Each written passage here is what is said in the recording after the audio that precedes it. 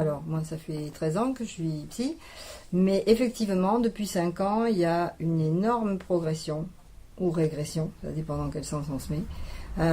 En tout cas, il y a un envahissement du contexte de tout le monde, hein, pas que des ados ou des enfants, des adultes aussi, un envahissement des écrans.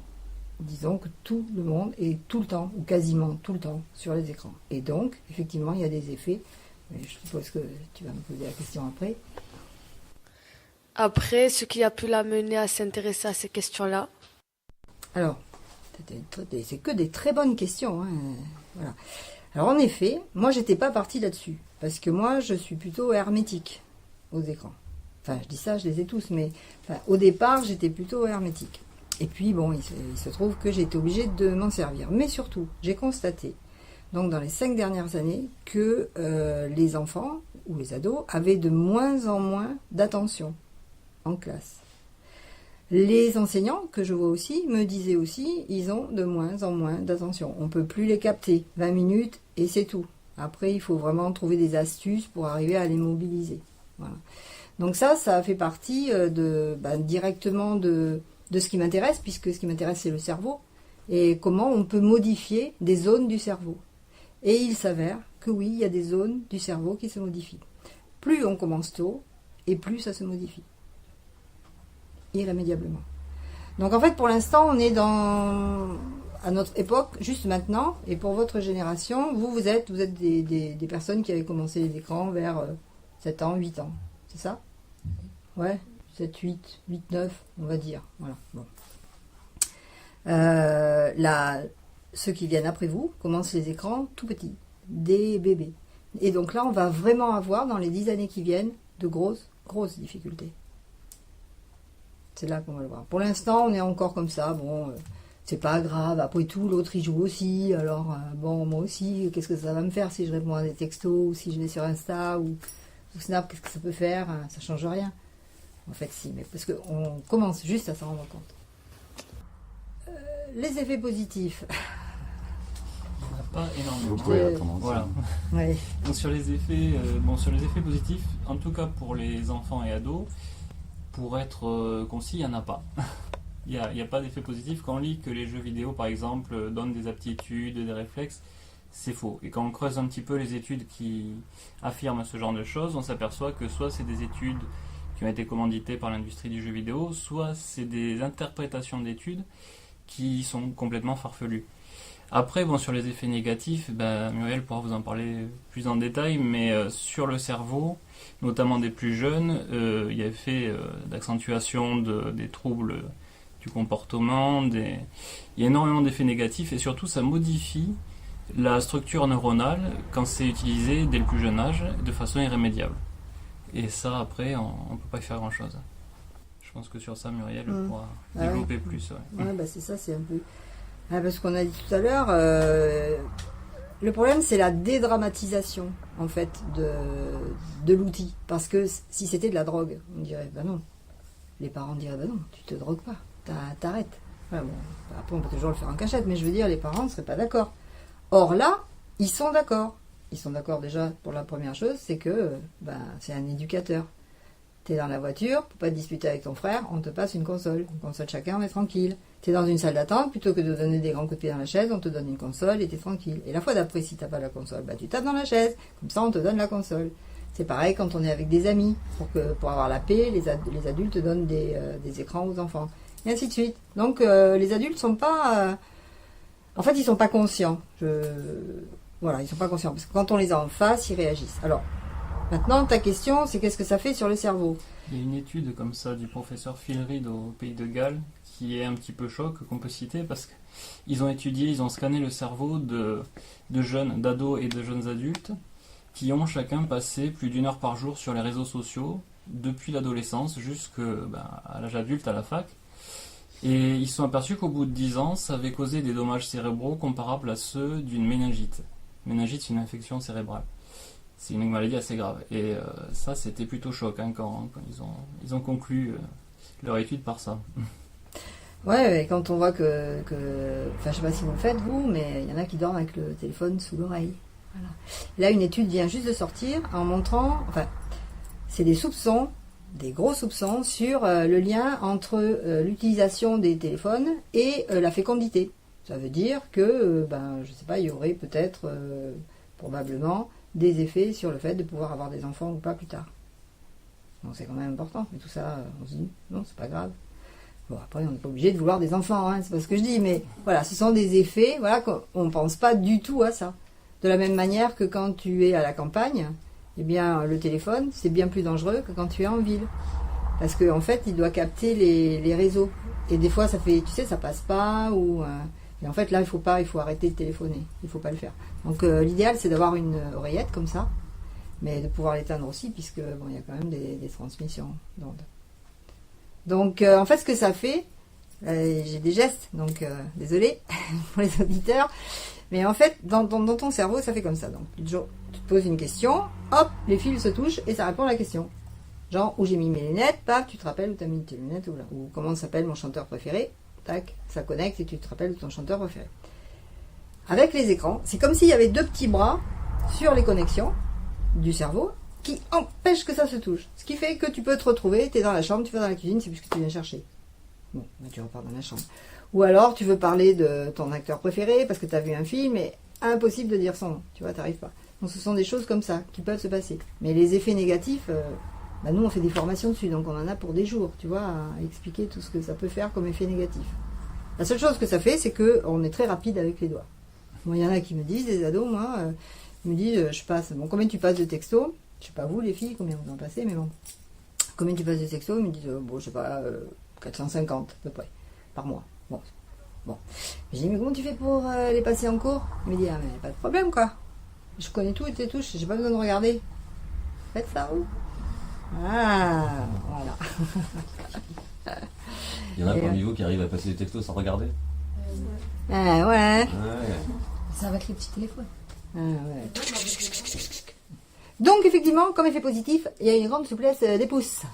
Par contre, tout le reste, bon, il y a beaucoup de choses, ça abîme les yeux, ça abîme, enfin bon, on a vraiment beaucoup. Il y a une nouvelle pathologie aussi de déformation. Des articulations pour les plus jeunes, ouais. Les retards de sommeil dus à la lumière bleue par les écrans, ouais. Alors que tous les écrans quasiment sont équipés de filtres logiciels maintenant. Il faut lire un petit peu la notice, et les téléphones ou les écrans d'ordinateur, il y a des petits logiciels installés pour enlever une certaine quantité de lumière bleue.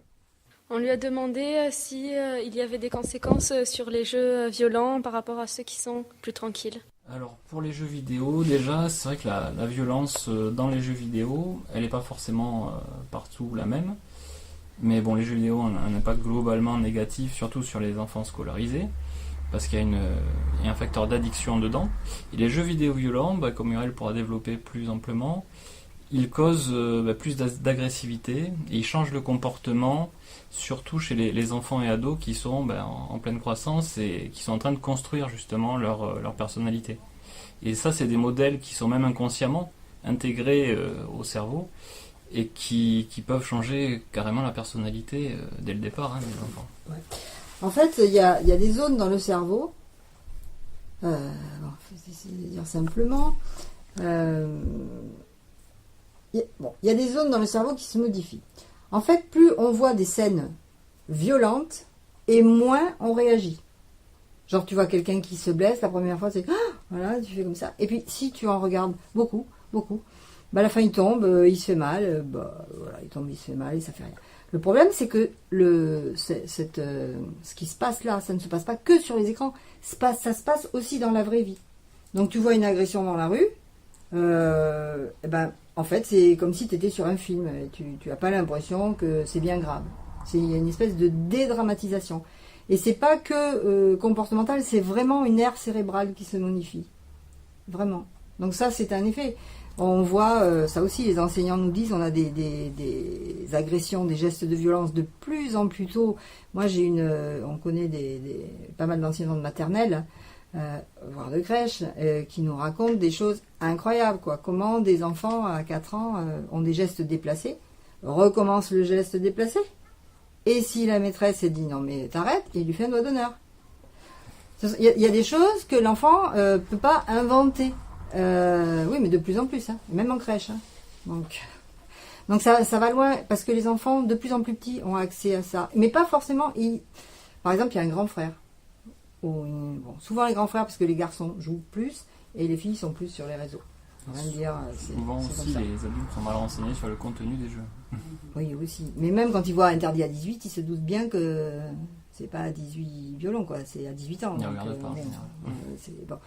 Mais ils se disent, oh, c'est pas grave, l'autre il y joue. Alors, voilà. Et pour un ado, c'est bien de jouer à un jeu de 18 ans. Et encore mieux pour un enfant à 9 ans de dire, ouais, je joue à GTA ou je joue à Call of. Ça veut dire qu'il est grand dans sa tête. Ça veut dire ça. Or, c'est pas du tout ça. Et il peut pas gérer les émotions comme un grand peut le faire. Jouer à GTA quand on a 20 ans ou 25 ans, il n'y a pas de problème, c'est un défouloir. Les gens qu'on ne peut pas écraser dans les rues, on les écrase sur le jeu. Mais quand on a 12 ans, c'est pas pareil. Le cerveau ne réagit pas de la même façon. Il croit que c'est bien. Je vais vous raconter une petite anecdote. Donc c'est aux États-Unis. Il y a un ado, il a 13 ans, et son copain à côté de lui, il est mort. Donc la police arrive. Déjà, ils se demandent qu'est-ce qu'il fait l'autre à côté.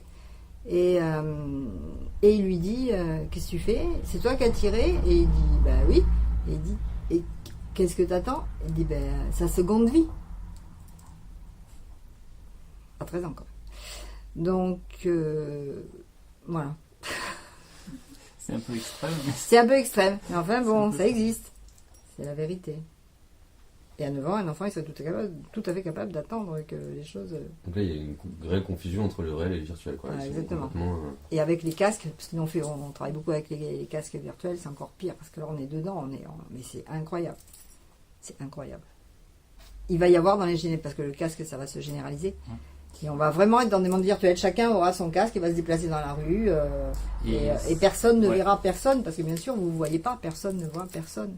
Actuellement, il faut bien préciser en plus que les casques de réalité virtuelle sont fortement déconseillés, voire interdits aux moins de 13 ans.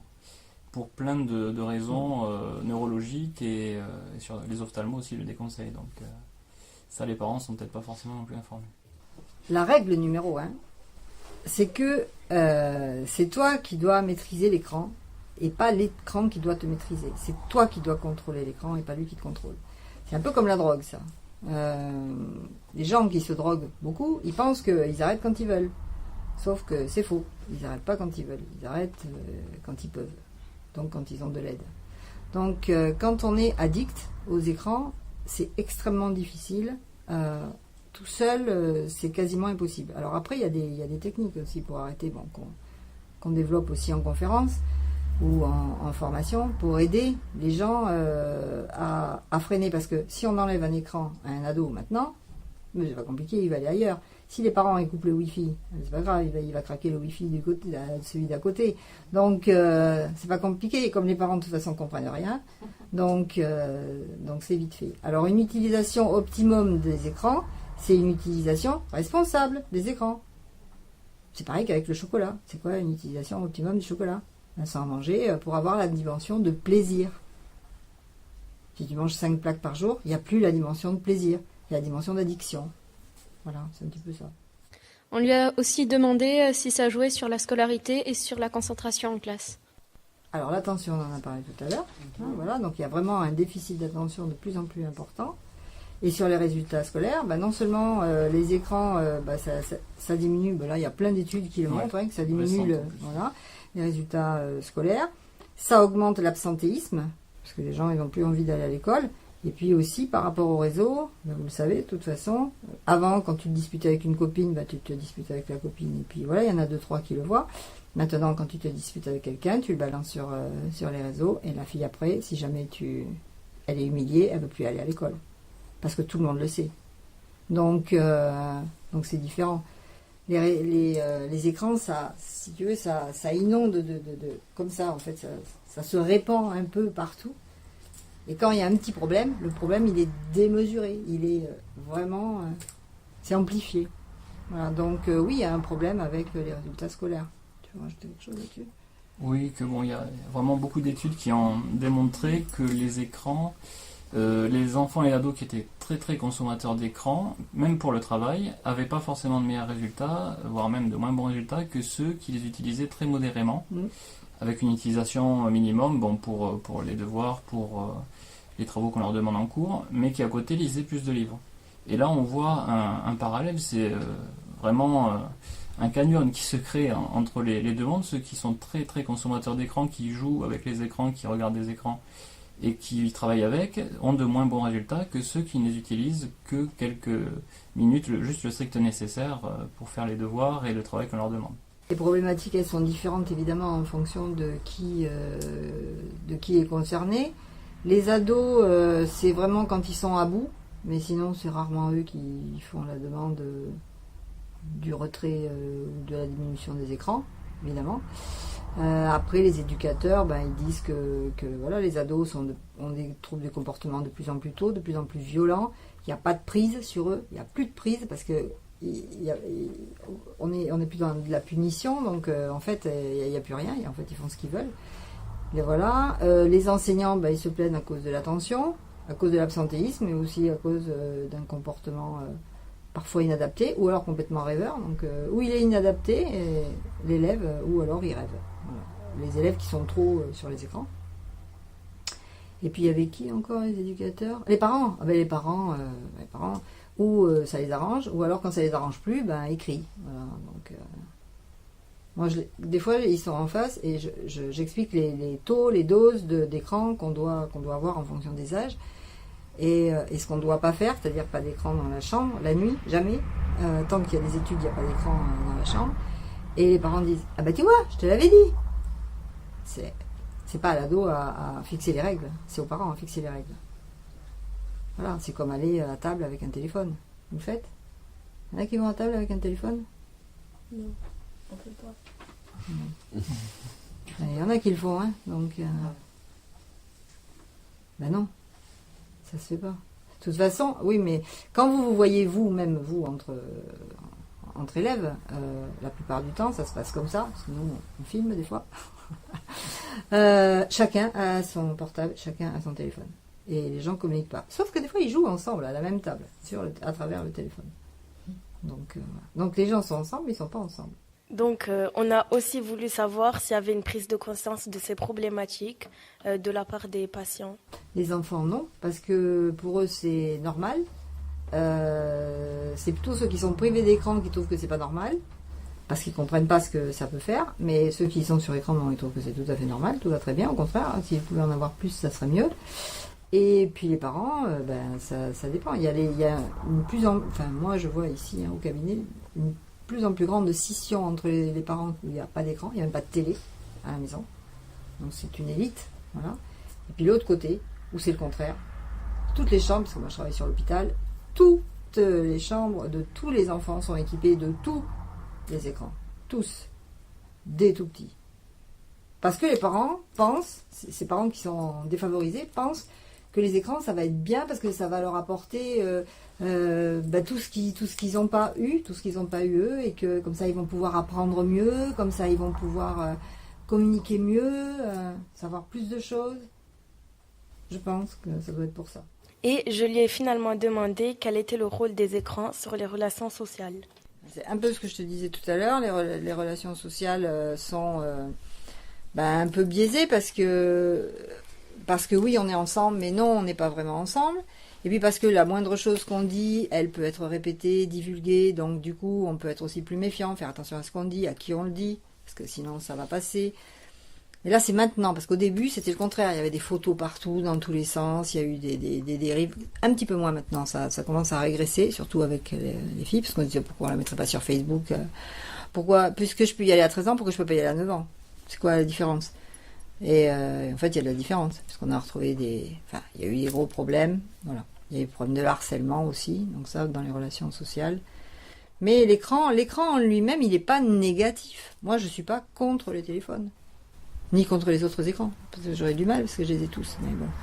Mais c'est l'utilisation qu'on en fait qui peut être dangereuse. Comment on l'utilise? Il ne faut pas être utilisé par lui. C'est vous qui devez l'utiliser. C'est pas pareil. Écran et s'ils nous rendent plus négatifs et pessimistes. Les écrans en eux-mêmes, mais éventuellement une trop grosse fréquentation d'Internet, c'est possible, parce que Internet, c'est une source d'information où tout arrive et où on peut tout prendre sans vraiment faire le tri. Et bon, petit à petit, c'est vrai qu'il y a des choses qui se mettent en place pour un petit peu contrôler ça. Mais pour des ados, c'est très compliqué de faire le tri dans toutes les informations qui arrivent, les vraies, les fausses, les vérifiées, les pas vérifiées. Et grosso modo, comme sur les journaux télévisés, ce qui passe le plus, c'est les informations négatives, qui créent une émotion, qui créent de la peur, de la colère, de la tristesse. Et là, on en est bombardé sur Internet. Donc effectivement, pour des ados, ça peut donner une image un petit peu négative du monde, et du coup, ça peut rendre un peu pessimiste, ouais, peut-être. Ouais. Et en même temps, il y a tous les blogueurs, toutes les blogueuses, tous les youtubeurs qui arrivent à faire des choses sympas et qui auraient peut-être pas pu s'il n'y avait pas eu ça. Donc, et en même temps, quand on est youtubeur, on se met sous l'œil de l'autre. Donc l'autre peut dire mais c'est nul ton truc, va mourir, va te suicider même. Il y en a, donc on le voit écrit ça des fois. C'est tellement nul. Alors donc la personne, elle peut se dire, parce qu'il y a que ceux qui pensent que c'est pas bien qui écrivent. Ceux qui pensent que c'est bien, c'est rare. Ou alors les copines. Mais sinon, voilà. En général, les gens ont plus de facilité à se plaindre et à critiquer plutôt qu'à dire c'est bien et à relever. Mais il y en a. Bon, par exemple, les comiques comme voilà, Norman, Squeezie, Cyprien, ont bien réussi et sont passés à côté de la critique. Mais il faut savoir... il faut parler la même langue, sinon c'est pas la peine. Voilà, il faut savoir combien il y en a. C'est comme si tu regardes les anges. Ça, la télé, donc c'est un écran aussi. Quand tu regardes les anges ou quand tu regardes les Ch'tis ou les Marseillais, tu te dis, waouh, quand même, voilà quoi. Elle est à New York ou elle est, je sais plus où ils sont, à Hawaï, et ils peuvent faire des trucs trop sympas. Et après ils sont connus et après ils deviennent chroniqueurs. Alors que les autres, ils ont passé 5 ans d'études et ils sont toujours pas chroniqueurs. Mais bon, donc on peut se dire, ouais, c'est bien, ça permet de faire plein de choses à travers l'écran. Mais on voit qu'une partie. Parce que ces gens-là, après, faut voir comment on les ramasse. Je lui ai ensuite demandé que faire pour utiliser les écrans de manière moins addictive. Alors, quand on est ado, on fait de la sélection. Par exemple, tu fais les devoirs et bien sûr, qu'est-ce qui se passe? Ton portable, il vibre. Parce qu'il sonne pas, bien sûr, parce que sinon ta mère elle va voir. Mais il vibre. Donc, il vibre, qu'est-ce qui se passe? Alors, tu te dis, qui c'est qui m'a écrit? Donc, tu vas voir. Donc, tu regardes qui t'a écrit. Et une fois que tu sais qui t'a écrit, qu'est-ce que tu fais? Tu réponds. Voilà, d'abord tu les lis et ensuite tu réponds. Alors, qu'est-ce qui se passe dans le cerveau quand tu fais ça? Imaginons que tu es en train d'apprendre une leçon. Donc, tu apprends la leçon. Et là, il se passe ça. Et ben, en fait, dans ton cerveau, ça enlève tout. Donc après, tu reviens sur la leçon, il faut tout recommencer. Parce que tu te rappelles plus de rien. Donc en fait, tu perds beaucoup de temps. Donc tu as l'impression que tu travailles beaucoup, mais tu travailles pas beaucoup. Donc ce qu'il faut faire, c'est que, par exemple, quand on fait les devoirs, il y a 0 écran à côté. 0 écran, d'accord? Par contre, tu peux dire, je travaille 1 heure, et après, je vais voir mes écrans pendant un quart d'heure, et puis je reviens. Mais tu peux pas faire les deux, ça n'existe pas le multitasking. Quand on est en situation d'apprentissage, ça n'existe pas. Donc voilà, tu peux faire ça déjà. Dire toutes les heures, je vais checker mes mails ou mes textos. Et ma dernière question, elle était sur les dommages causés. Je voulais savoir s'ils sont réversibles et comment les limiter. Alors là, ça dépend de l'âge auquel on est exposé aux écrans. Avant l'âge de 6-7 ans, il y a beaucoup de choses qui sont irréversibles. Des modifications sur le cerveau. Après, tout dépend de la dose aussi. Il y a les fortes expositions, c'est l'enfant qui reste 2 heures par jour sur les écrans, sur les jeux vidéo, sur la télé surtout, voire plus, parce que maintenant on a des moyennes qui ont augmenté, il y a même 7 heures qui sont avancées par certains organismes. Là, il y a des dommages irréversibles. Après une utilisation modérée, quand on est accro soit à un jeu, soit aux réseaux sociaux, à l'adolescence, il est toujours possible de revenir en arrière et de limiter les dégâts, si je puis dire. C'est-à-dire que là, c'est plutôt comportemental. C'est plus les zones du cerveau qui ont été modifiées par l'utilisation des écrans. C'est une addiction qui s'est faite petit à petit. Et on voit ça beaucoup avec les jeux vidéo aussi. Parce que intentionnellement, les jeux vidéo sont faits pour être addictifs. Maintenant, quasiment tous. Donc, on le dit même dans les publicités à la télé, ce jeu est addictif. Addictif, c'est pas une qualité, c'est une pathologie. Donc un jeu, il doit être amusant, pas addictif. Du coup, maintenant, comme c'est addictif, effectivement, les adolescents qui sont à un âge où ils ont tendance justement à être addicts déjà, passe beaucoup de temps dessus. Donc il faut peut-être se demander au départ, quand on pratique une activité sur écran, que ce soit un jeu vidéo ou autre chose, si vraiment c'est pour le plaisir ou si c'est l'addiction qui pousse à continuer ou à passer trop de temps dessus. Donc pour limiter les dégâts, pour toutes les pratiques numériques, il faut se poser la question, est-ce que c'est vraiment amusant ou alors est-ce que j'ai envie de continuer parce que j'arrive pas à m'arrêter? Donc moi, je suis partie demander pourquoi y avait-il si peu de prévention à la télé et sur les journaux par rapport au risque des écrans. Parce que c'est du commerce. Donc il faut vendre. Donc ils risquent pas de dire. Ou alors ils disent, c'est comme les gâteaux quoi. Trop manger de chocolat ou trop manger sucré, manger trop sucré ou trop salé, c'est pas bon pour la santé. Sauf que ça veut dire quoi trop? C'est quoi trop? C'est combien? C'est 2, 4 bonbons, 8, c'est quoi trop? Donc en fait ils se débrouillent pour qu'il n'y ait pas de dosage. Donc comme ça c'est facile. Alors c'est un commerce, hein, il faut vendre. Les concepteurs de jeux vidéo, c'est la seule chose qu'ils veulent.